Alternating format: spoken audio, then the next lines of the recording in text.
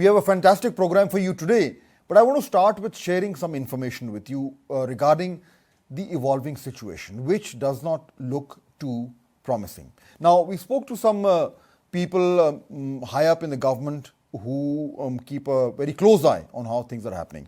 And I'm going to share some assessments with you based on our conversations. The first important development is that there is a clear realization within the Pakistani government that the Americans are willing to talk, but the Iranians are a bit reluctant.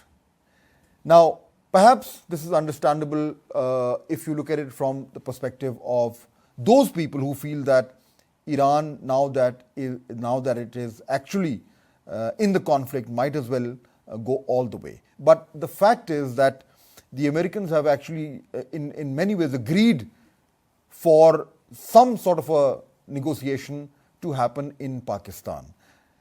And Pakistanis were initially talking to Steve Witkoff, who is President Trump's special envoy, but now that level has been increased to Vice President J.D. Vance. So if and when talks do happen in Pakistan, chances are that J.D. Vance would actually represent the US. But that will only happen when Iran agrees to it. So far, Pakistani officials say that the response from the Iranians is still awaited. It has not come.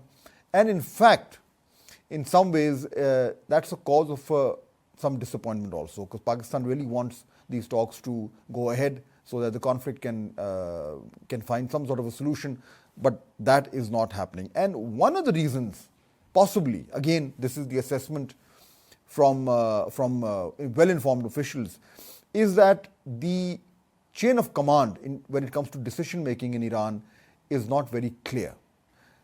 There is a political leadership, of course, led by President Pezeshkian and the Foreign Minister Arakchi, but then the IRGC, High Command, is really calling the shots, which essentially means that it is they who decide the policy right now, even though we are hearing that there's a lot of decentralization when it comes to Iran, which is a fact, but key decisions are apparently being made by the IRGC, and therefore there is a lack of clarity in terms of whether they really want to negotiate at this stage, they want to negotiate at a later stage, or they just want to keep the war going. The other important factor at this stage is the approach of the GCC countries. Now, as we all know, they are being targeted by Iran and targeted regularly, and they faced a lot of damage, a lot of destruction, and I think it might not be wrong to say that they are the ones who are losing out the most, other than, of course, Iran, who's bearing the brunt of the damage. But for the GCC countries, the economies have taken a huge hit. Everybody agrees that it's going to take a long while for them to recover. So the GCC countries now, what we are hearing from well-informed people here is that the GCC countries also are not too much in favor of a negotiated settlement at this stage. They feel that an Iran which is wounded and angry would be of a far greater threat to them than it is today. So therefore, they want more radical action. Now, this is very disturbing to hear also, but the reality is that at this particular stage, the GCC countries are probably not too interested in a diplomatic solution, which makes things difficult or more challenging for Pakistan, because as we all know, Pakistan is in the forefront of trying to find a diplomatic solution, and it is so far very successfully maintaining a neutral balance, a neutral stance when it comes to this very difficult situation. So that's where we are now. As I said, we've been told that Pakistan is a bit disappointed because I think if the Iranians agree at this point that they want to at least start meeting face to face, the Americans would be willing, but that's not happening right now. The important meeting that happened in Islamabad with the so-called Quad, Turkey, Saudi Arabia, and Egypt and Pakistan, hosted by Pakistan, of course, when that meeting finished, our sources tell us, senior officials tell us that the Chinese Foreign Minister Wang Yi called up our Foreign Minister Isaac Dar, Deputy Prime Minister, and said that he wanted to be briefed in person, or he would like, or he requested that he be briefed in person about the talks, to which, of course, given our very special relationship, Mr. Isaac Dar flew to Beijing, where they had a meeting, and of course at the end of that we saw that statement coming out, which clearly states that Pakistan and China are united in terms of how they see this conflict ending. Now, this brings us to a very unoptimistic or slightly alarming conclusion. And that conclusion is that the people or the countries that actually want this war to continue outnumber those who want this conflict to end. And of course, I don't mean in terms of all the countries in the world, but the most relevant countries. Clearly, from the assessments that we are hearing, Iran seems to be digging in its heels and probably wants to take the fight to the Americans and the Israelis.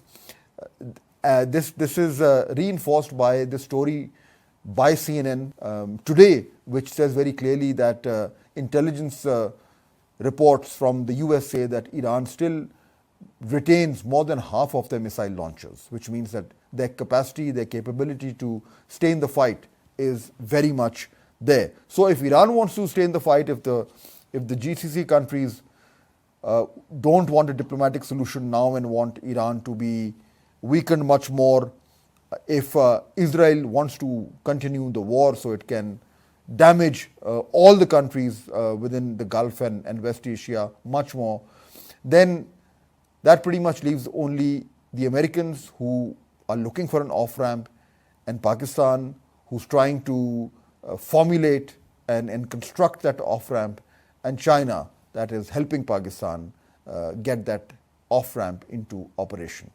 That's the situation right now, and it does not fill you with too much hope.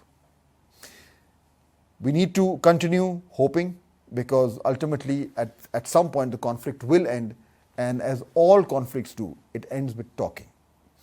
And when it comes to talking, we've got some more interesting talking points for you.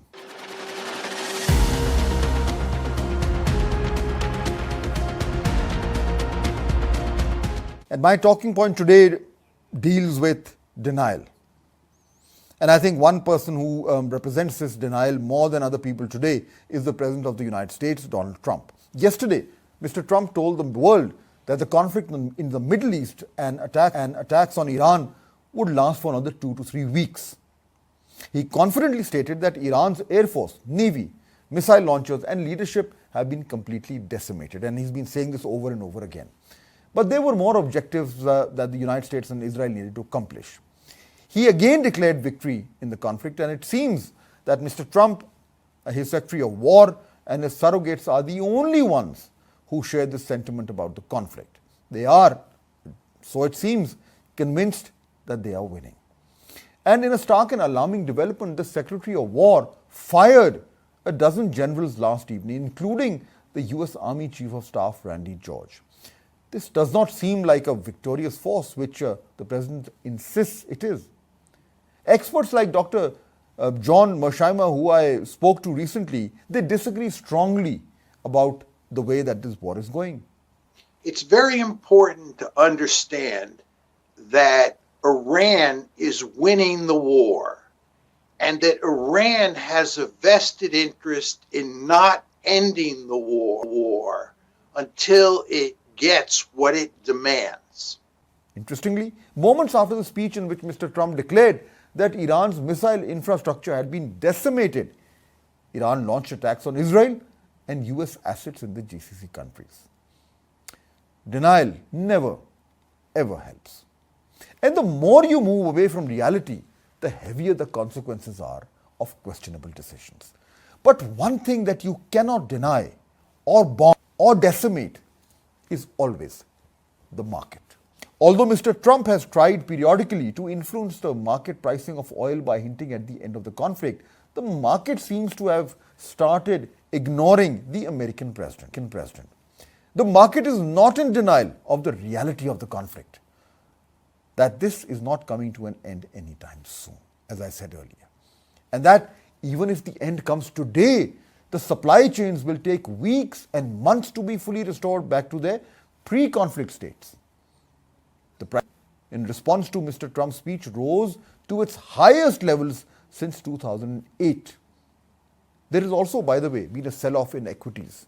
Bond yields are rising. So are mortgage rates. Along with petrol prices in the US and in most parts of the world, including, as we all know, Pakistan.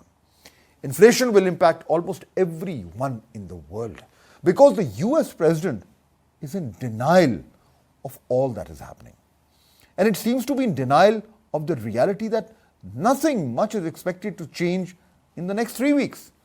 Only more damage to Iran's civilian structure, perhaps more damage to GCC energy infrastructure, and most certainly more civilian loss of life. There have already been more than 2,000 civilian casualties in Iran since the start of this conflict. So one thing is for sure, the geopolitics in the region may have changed forever. According to our recent discussion with Dr. Robert Pape, Iran is positioned to be the major power in the Middle East in the future. It's a game of geopolitics, sir.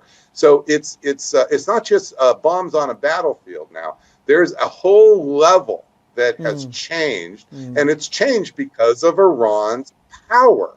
Its control over the Strait of Hormuz, which equals more oil than any other country on the planet. President spoke Straits of Hormuz in his address. He basically told everyone affected to go get the oil, to clean up the mess that this war has created. I have a suggestion. Number one, buy oil from the United States of America. We have plenty. We have so much. And number two, build up some delayed courage. Should have done it before. Should have done it with us, as we asked. Go to the Strait and just take it, protect it, use it for yourselves. Iran has been... In response to the closure of the Strait of Hormuz and the disruption of oil supplies, the Europeans are planning an intervention. And this is an important development. British Foreign Minister Yvette Cooper will chair the virtual meeting of about 35 countries, including France, Germany, Italy, Canada, and the UAE around midday in London to explore ways to restore freedom of navigation in the area. The US, please note this, the US will not be part of this meeting. That's pretty amazing. As reported earlier, Pakistan has been involved in mediation between the United States and Iran, along with Turkey, Egypt, and Saudi Arabia. Pakistan's Foreign Minister, Mr. Ishaq Dar, traveled to Beijing in this regard. A 5-point joint statement, as you remember, was issued which called for ceasefire, peace talks, protection of civilian targets, opening of shipping routes, and the primacy of the UN Charter. In a very crucial development, a representative of the Chinese Foreign Ministry did not mince words and clearly stated that the current crisis is a result of the US-Israel attack on Iran. So there you have it, the world's second largest economy, clearly putting the responsibility of the crisis on its initiators and aggressors. The Chinese, with all their power and political influence, are not susceptible to the supply chain disruption. Perhaps the most crucial one is the disruption of their LNG supplies for Qatar. Time will tell how much of its weight China is going to throw around to bring a resolution to this conflict. Things are only going to get worse with time, and there is no denial in that. And back home in Pakistan, the government was finally forced to increase petrol and diesel prices after 3 weeks to unprecedented levels. Instead of periodic increases over the last few weeks and trying to absorb the international prices through subsidies, the government was perhaps forced to take the step due to the mammoth oil price increase in the international market. This increase is expected to affect prices across the board for commodities and utilities and groceries. So here we are. Pakistan is having to pay record prices of petrol. Europeans trying to get the strait open. The Chinese stressing an immediate ceasefire. The GCC countries trying to manage their damaged energy facilities. And the Iranians desperately trying to survive indiscriminate bombing and threats to their civilian infrastructure. All because the US president is in denial of reality and the clear and present consequences. Consequences which no one is immune to, not even the American president. As I mentioned, China, of course, is playing now a key role, and China clearly is not in denial, since we are talking about denial. How is China looking at this conflict? Where does its own interest lie, and how could it influence the way that this conflict moves forward? We have a very special guest today to talk about this topic. So to discuss this, we're joined by a very special guest who is going to give us a perspective which is extremely important and critical at this particular time, and more so for the Pakistani audience, and also to gel in with the way that we are looking at this conflict. My guest today is Ms. Claire Chu. She's joining us from Washington, D.C. She's a non-resident fellow at the Atlantic Council's Global China Hub. She's also a senior China analyst at Jane's in Washington, D.C. She is on the Jane's Geoeconomic Influence and Threat Intelligence team.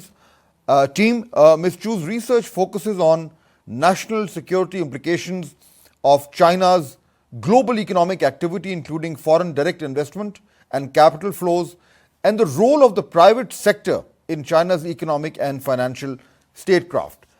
Ms. Claire Chu, thank you very much for joining us today. Thank you so much. It's great to be here. Okay, so we've been discussing this ongoing conflict in Iran, and I want to bring you in on this special relationship that China and Pakistan have, and this relationship, of course, came into focus just a couple of days back when Pakistan's foreign minister went to Beijing, had a detailed discussion with the Chinese foreign minister, Mr. Wang Yi, where he briefed him on the negotiations that had taken place and consultations that had taken place in Islamabad between the foreign ministers of Turkey, Saudi Arabia, Egypt, and of course Pakistan. And then after that, Pakistan and China issued a joint declaration, also a joint statement also, outlining their view of how peace can return to this conflict. So we haven't heard much about China's direct interest in how this conflict is shaping up. How do you think China is looking at the situation where it stands? Absolutely. I mean, there has been a lot of discussion about what China might want, China's potential role in a peace negotiation process. But from China's side, there has been pretty cautious messaging so far. So the Chinese government has remained relatively silent on the current conflict. The messaging has been carefully coordinated with other nations, including Pakistan, Bahrain, Gulf countries. And this cautious approach is likely not going to change anytime soon because China's relationship with each of these countries is very important. And China has a relationship with Iran. China has economic interests and strategic interests in Iran. But at the same time, China has strategic and important economic interests in Saudi Arabia and Qatar and Kuwait, and many of the countries that have been struck by Iran in the conflict as well. And so part of China's messaging, it hinges on condemning the strikes against Iran and against the other countries in the region, but also avoiding any sort of commitment to military intervention or any sort of public support for the Iranian regime in any sort of defensive or retaliatory sense. So China is sort of balancing this messaging with its reassurance to Gulf states, which again, is the receiving end of large-scale attacks. So that's one of the reasons why we're not hearing as much from China directly, other than with joint statements with their countries. But Ms. Chu, this as you're saying that China is not involving itself directly, but relationship will come into focus. And when I say this relationship, I mean China and the US, because President Trump is now scheduled to visit China in May. And there is a lot of commentary in Western media, in American media, that President Trump wants to wrap up this war before he reaches Beijing and has a meeting with President Xi. So whatever needs to happen, needs to happen before that visit takes place. Do you think this is connected? Do you think that from President Trump's point of view, his China visit should happen when the war is over? Is that a major factor? I don't know if it is the key factor because there are a lot of issues on the table that the US and China are looking to discuss and come to agreement on. But it is possible that China will want to include the Iran issue in its package demands, especially concerning energy security and other commodities-based topics. But in general, the upcoming meeting, whenever it is scheduled between Trump and Xi, it could play out in many ways because there are so many scenarios and timelines for how the conflict could end.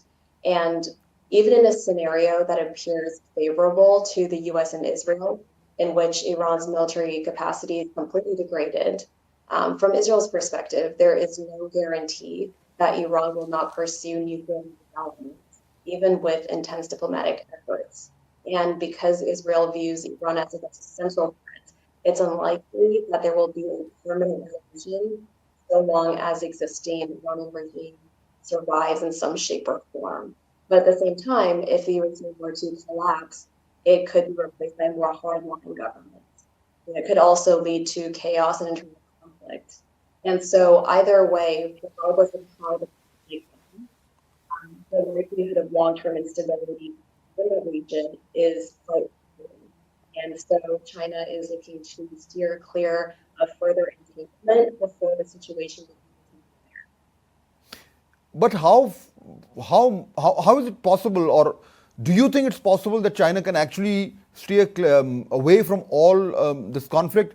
And I say that because the Chinese dependence on oil from this region is something which is a fact, and therefore the early resolution of this conflict is in China's interest. If this war drags on, or if there is no permanent solution to this conflict, do you think China will be looking at other options for its energy requirements? And are there any other options, or is China now completely dependent on the flow of oil from the Persian Gulf? I mean, China does have reserves and has been very concerned about the issue of security for a very long time. And so China has been preparing for many years to diversify not only its sources of energy and its energy mix, but also transit routes for its energy imports, whether those are maritime or land. China has been investing in pipelines, in bunkering facilities, and also in new energy technologies, right, across the globe. And so this is a scenario that is certainly not optimal for China, but one that China has anticipated with its current dependence on various maritime choke points in the region. And so even as China is grappling with this, there have been, from China's point of view, some successful relation with Iranian counterparties. We have seen some Chinese vessels permitted to transit the Strait of Hormuz with payment, but larger ship owners are still cautious of attempting passage. So there are some options for China, in addition to the range of alternatives that to protect China's energy security. When we come back, we will have some more questions for our guest, Ms. Claire Chu.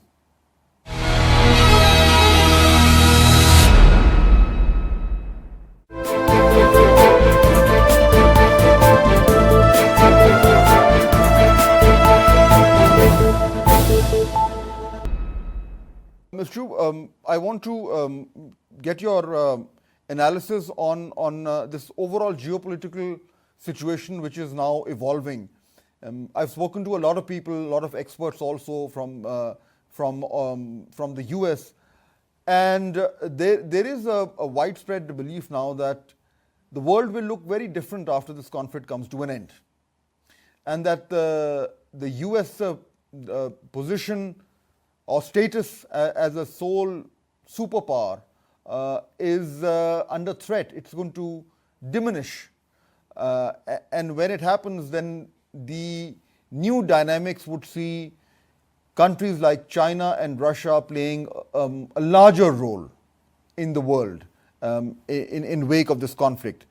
Is that something that you agree with? And how would China be looking at its own role once this conflict comes to an end?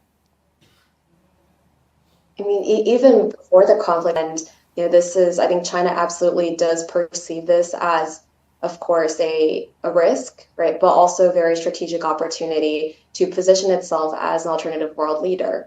And some of the messaging that we've seen come out of China, China is saying that they are unlike the United States. They do not create problems. They solve problems. They are in favor of arbitration, of mediation. You can no longer trust American diplomacy. Right? These are some of the things that China is communicating to countries around the world. And pivot to the Middle East has been quite comprehensive as well.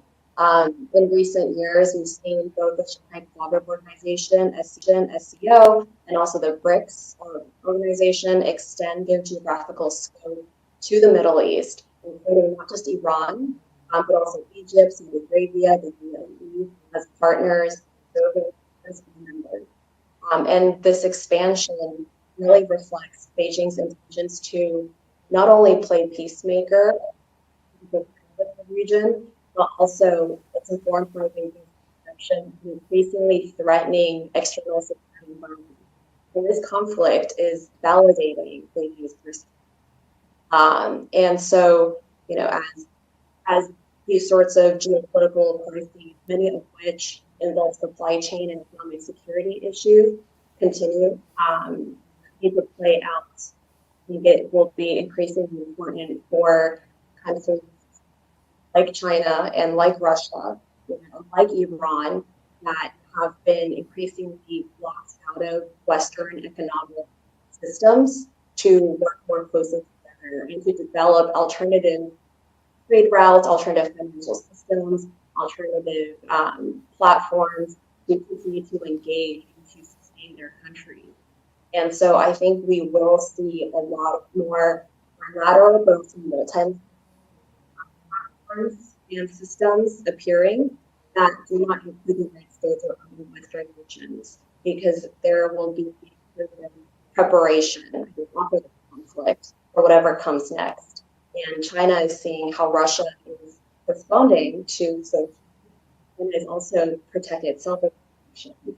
And we've seen how Iran is protecting against sanctions as well by weaponizing its existing resources and economic leverage. So there will be different roles whatever the conflict solves.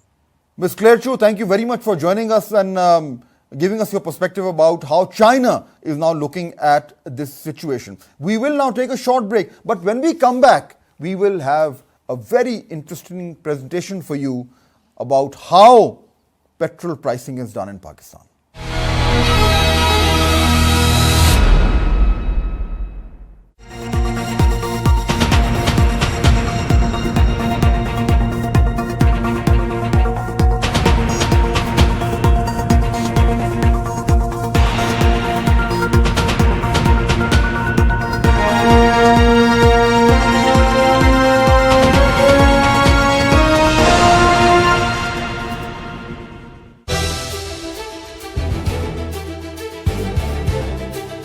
The world is changing. Friends are turning into foes, and so are the rules of power. As regional tensions rise, what challenges will Pakistan face in coming days? How will Pakistan adjust its foreign policy to navigate these changes? I am Kamran Yusuf. Let us understand the global shifts and Pakistan's place in it. Only on Express 24/7.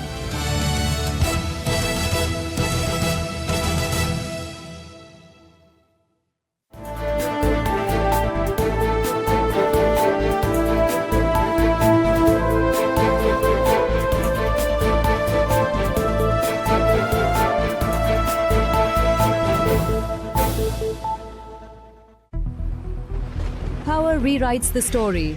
We restore the record.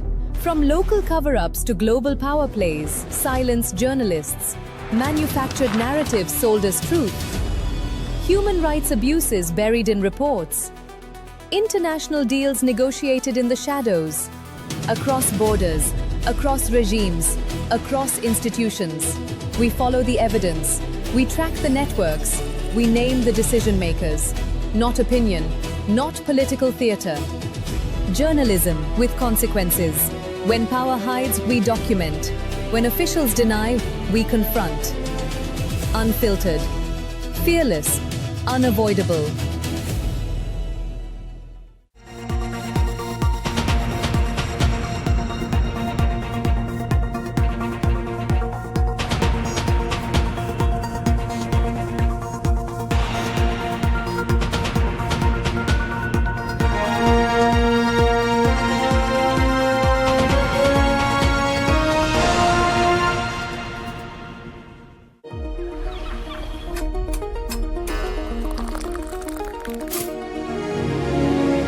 Good morning, everyone, and welcome to the early edition. Look this way.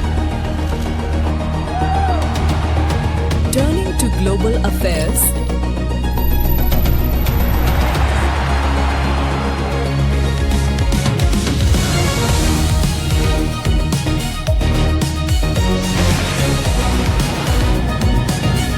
That's your morning brief.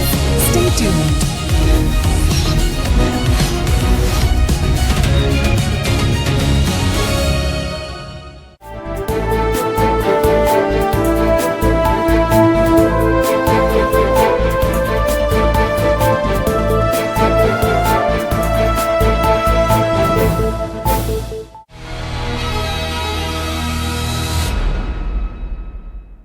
So this is a graph that we all wished we never saw, but it is unfortunately the harsh reality of Pakistan. Today, petrol prices increased once again, and this chart explains to you where we started from and where we are today. 16th of February, we were at 258 rupees per litre, and then it began to climb. 266 was the first jump, which came on 1st of March, and then from there to 321 rupees, and of course now the big, huge increase of 458 rupees. Now, it is important to learn why petrol is so expensive in Pakistan, because when people say that the price that we are paying in the pump is not equivalent to the price in the international market, there's a reason for that. And that reason is right here. This is how the petrol price is divided in Pakistan. So the base cost is about 54%, which is essentially the cost of the international price of petrol, which comes to rupees 246. Taxes that the government takes from us are rupees 186, which constitutes 40.8% of the entire cost, and then 5.3% is the cost of margins and distributions. Now, to explain all of this, these technicalities, the government gave us this detailed breakdown. If you can't understand it, join the club, because neither can I. So a simple way to understand is this. The area in blue is what the actual cost of oil is. The area in green is what the government adds to the price. And then, of course, these small little bands that you see are essentially other small taxes. What are these taxes? Custom duty, exchange rate, Indian freight, oil marketing companies, petrol pumps margins, all small things. But here is the big one. It's the petroleum levy. That really hits hard. and that has gone up from rupees 105 to rupees 160. That's the hike that has just happened, as a result of which we are now today at a price which is breaking the backs of every Pakistani. Based on all of this, what should governments be doing? This chart explains to you a summary of what various countries in the world are doing. Some are fuel rationing, some are promoting public transport, others are pushing for energy saving, and then of course subsidies, stockpiling of oil reserves, price controls, reducing exports. Pakistan is taking some of these steps, but not all. And finally, to just take a look at where the actual situation of fuel supplies is. This is the fresh situation as of a couple of hours ago today, and this shows the Strait of Hormuz. You can again see all the ships here on this side parked. These red dots are ships on this side, and the actual Strait of Hormuz more black than red because the traffic is so low. So this is where things stand today.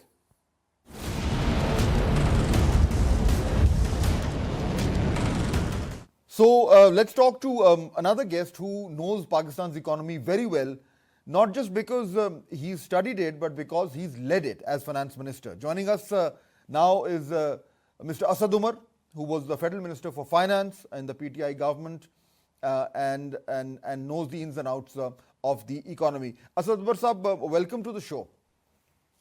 Thank you. So we are in a situation, Asad Sahab, where the difficulties are piling up, and they're all happening because of a situation which is hardly in our control. In fact, it's not in our control at all, and we have to manage the best we can. Petrol price was increased last night. There are no guarantees that it will not increase again. Oil prices are continuing to go up, and related shocks are also hitting the economy. So how bad is the situation? And if this conflict continues for a bit, what kind of shocks are we looking at? Yeah, first of all, though, if the war continues, how bad is the situation? So we have just started. We are at the beginning of feeling the pain. The only pain that we have felt so far are energy prices shooting up, and they have shot up significantly. The Brent price has gone up something like 65% or so, and we are seeing the consequent knock-on effects of that in the local price here. But we can discuss in detail whether that's the right way to go. Or would there be a different approach? But that's the only pain that we have felt so far. If this continues, what are the other shocks that we can get and how will we be affected by it? The war is obviously directly impacting the Arab Gulf states, and we get $21 billion, or 55% of our total remittances come from these Arab Gulf countries, the worker remittances, and that's what keeps Pakistan afloat. If those start to get affected, if there are layoffs which begin to happen there, if people are sent back home, and those who are there start to now save more because they're not sure about how much will they be earning in the coming months, and that remittance impact starts to show up, that will be massive for Pakistan's economy. We also export about 10% of our exports to the Arab Gulf countries, not that significant, but still everything adds up. Then there is the impact of the volume itself. So far, what has happened is that Pakistan has been able to get some shipments through the Strait of Hormuz also. Iranians have allowed that. The Saudis have been sending some of the petroleum products from their east-west pipeline through Yanbu port and through Red Sea down. So volume-wise, we have not yet been affected. So if it spreads, if for whatever reason things become more heated up, maybe there is, even if the Iranians want, the area is so hot, particularly if the Americans trying to directly to intervene in the Strait of Hormuz, that it may simply not be possible, even if the Iranians want, for any shipments to go through. And if the Houthis get activated at Bab al-Mandab, the other route also gets shut. So bottom line, it can get much worse, and you could have a monumental current account crisis, and an employment crisis if people start coming home in big numbers. So when we look at it from our point of view, you've listed the possible developments that could happen, including the involvement of the Houthis. But when it comes to the shock hitting our economy, we've seen the petrol bomb falling on all of us. Now, that will lead to other problems, complications in the economy. So as this shock travels through the economy, what are we looking at in the next couple of weeks? So what has happened, the reason why people are feeling the pain more, and everybody is comparing with what's happening in the rest of the world and the rest of the region, and Pakistan seems to be, especially after yesterday's announcements, seems to be just about the worst hit in the entire region and one of the worst hit in the entire country. And the reason that's happening, Fahd, is that we were always limited in our ability to raise tax revenue, large undocumented sectors, big influential sectors who hardly pay any tax. But the dependence on energy prices, on petroleum products, diesel, as a source of revenue has never been as great as it has become now. It's literally massive now what the dependence is, because the PDL, the Petroleum Development Levy, has just kept on going up and up and up. And as a result, the impact on the people of Pakistan is much more severe compared to if we did not have such a phenomenal revenue dependence on the petroleum levies. And you know this, the FBR is way behind, something like $500 billion behind, and the target about 600 billion rupees. The target that they had committed to IMF, they're probably going to exceed $1 trillion. So that's making the choices very, very difficult for the finance minister.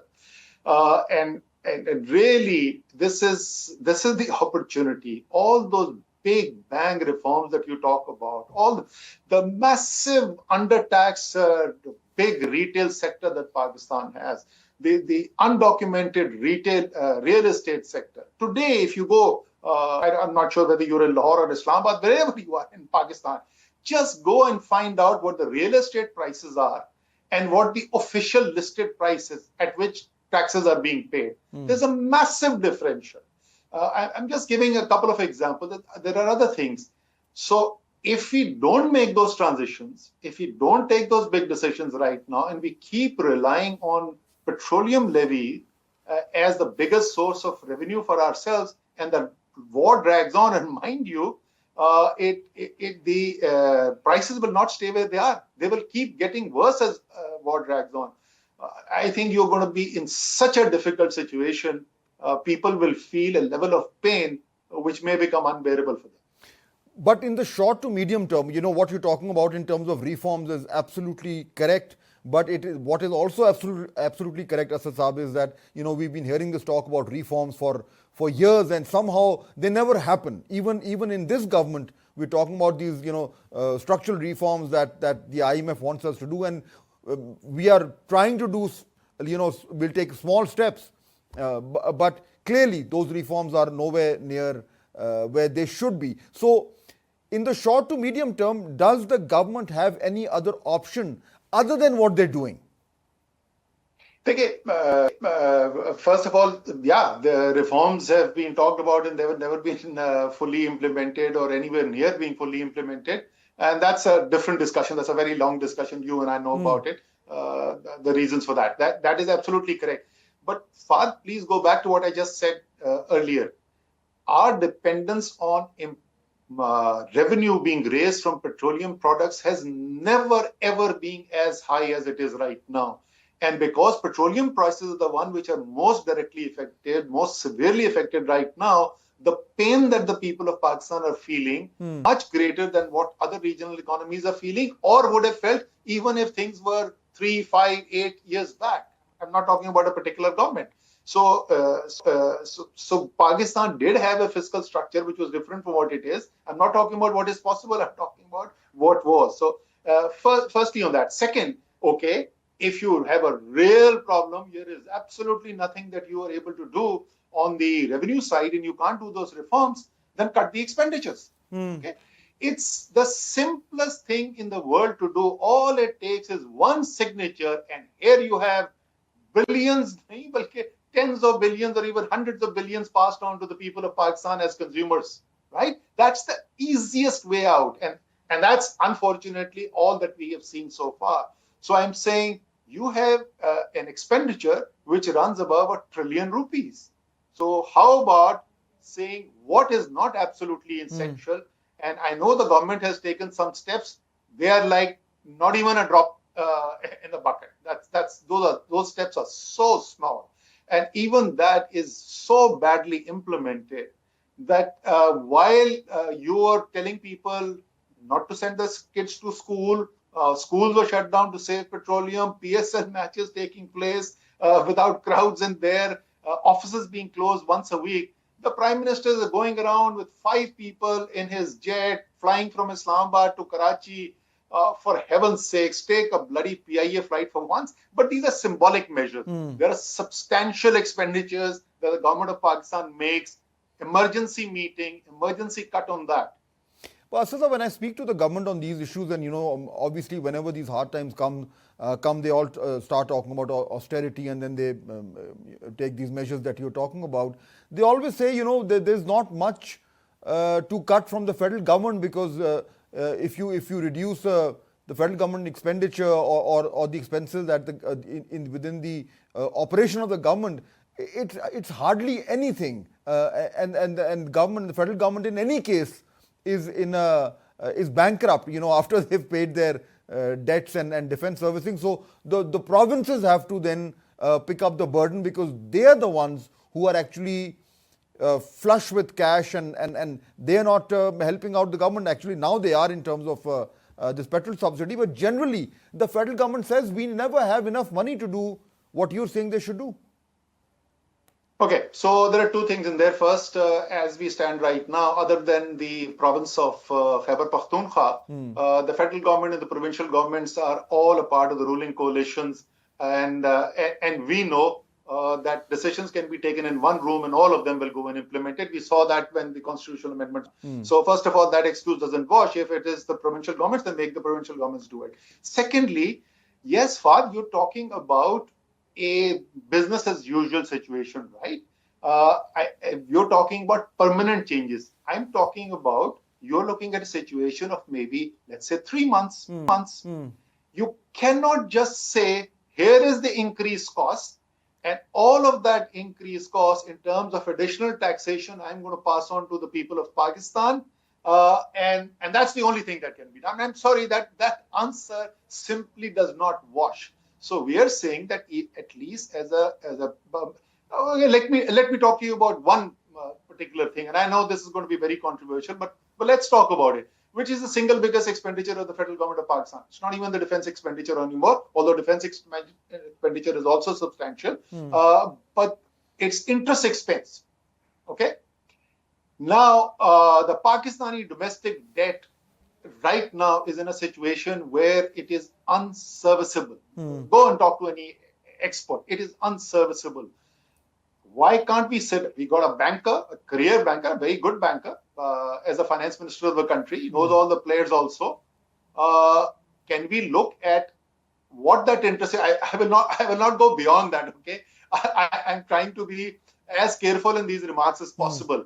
But I'm saying I'm just giving you the example of the largest single expense of the country, or the federal government, and I'm telling you that if somebody tells you there is absolutely nothing that can be done about it, that either he doesn't know his job or he doesn't want to be honest with you. Okay, I think what you just said merits a complete separate discussion, because I think there's a lot of space for details in that. But finally, Asad Saab, we know that we are in a very difficult situation, and things are not about to get easy. But could there also be a silver lining?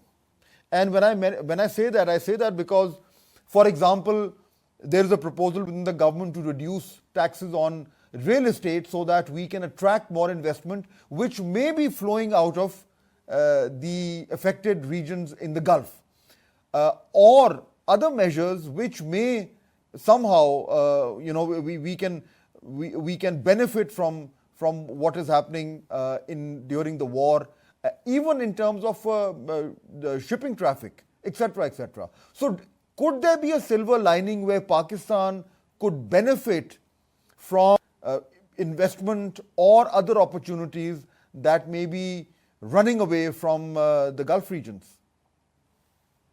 Okay, so not specifically because people are running away from the Gulf region, but yes, an opportunity for the longer term has been created, and give credit to Pakistan, but this is not just a God-given opportunity. It is something that Pakistan has worked for, and therefore it deserves that opportunity which has been created. It started last year with Operation Sindhu, and the way Pakistan responded to that, the shock waves that sent through the global security environment, it created relevance for Pakistan at a different level. And the subsequent actions there, the Saudi Defense Pact, the way Pakistan has been one of the more important players in the potential for seeking a peaceful solution for the current crisis, the relationship that Pakistan has with both Saudi Arabia and Iran, our working relationship with the US, all of that has created an opportunity for Pakistan. But I hope it goes way beyond trying to find some rupees flowing in or dollar flowing in into real estate, for heaven's sakes. If you marry this opportunity which is being created with the kind of long overdue reforms in Pakistan, restructuring the economy, yes, I think an opportunity has been created for Pakistan, and I hope we are able to take advantage of it. Asad Umar Saab, thank you very much for joining us today and sharing your analysis. And that's the full frame for tonight. See you Monday.